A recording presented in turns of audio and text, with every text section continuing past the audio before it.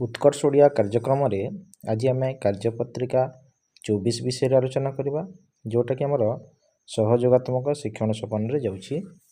एथिरे गोटे अनुच्छेद देछि पिला माने अनुच्छेद को पढ़िकिना ता प्रश्न तले जो प्रश्न देछि तार उत्तर आम एठी खोजिकिना लिखिबा। ताले ठीक अछि आरंभ करवा। प्रश्न नंबर 1 से पचारिछि शिष्य माने आश्रम रे केउ कार्य करुथिले। उत्तर हेबो शिष्य माने आश्रम रे पाठ पढ़िबा सहित जमी चाष करुथिले। प्रश्न नंबर 2 गुरु धम्य श्रावण मासरे शिष्य मानंकु जमी को काहीकि पठाइथिले। उत्तर गुरु धम्य श्रावण मासरे शिष्य मानंकु जमी को जल देखिबाकू पठाइथिले। प्रश्न नंबर 3 आरोणी पानी सुआ को अटकाइबा पाई कौन कला। उत्तर हेबो आरोणी पानी सुआ को अटकाइबा पाई भांगी जाइथिबा घाई मुहरे लंब होई सोई पड़िला। परवर्ती प्रश्न नंबर 4 गुरु आरोणी उपरे काहीकि आनंदित हेले। उत्तर हेबो गुरु आरोणीर कर्तव्यनिष्ठा हेतु आनंदित हेले।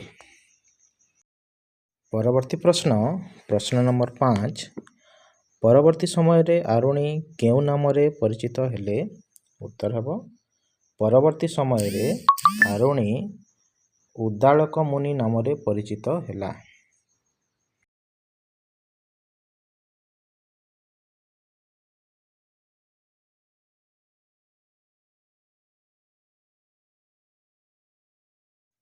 तापरे तले आउ गोटे प्रश्न देछि से कहूछि आस संलाप लिखिबा।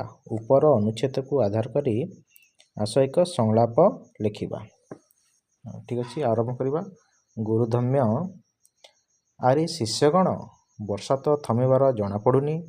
शिष्यगण आज्ञा महाशय चारिआड जलमय होई गलानी।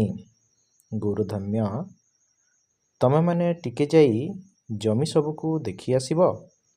शिष्यगण आज्ञा महाशय।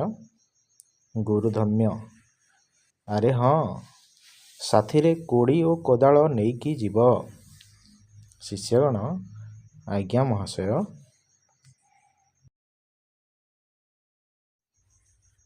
पुणी आसीबो आरुणी अरे भाई माने एठारे हिड़ भांगी घाई करी देछि। अन्य शिष्य माने ताहले माटी चेका दे बंद करिबा। आरुणी एथिरे तो बंद हैला नहीं तमे माने जाओ मु बंद करी परे जाउछि। अन्य माने हौ ताहले आमे आसिलु। गुरुधम्य आरुणी कहीं ए जाए फेरिला नहीं चलो देखिबा। अरे आरुणी तू कौन एठी घाई मुहरे सोई रहिछु। आरुणी पानी बंद हैलानी आज्ञा सबु माटी को पानी बोही नहीं जाउथला तेणु तेणु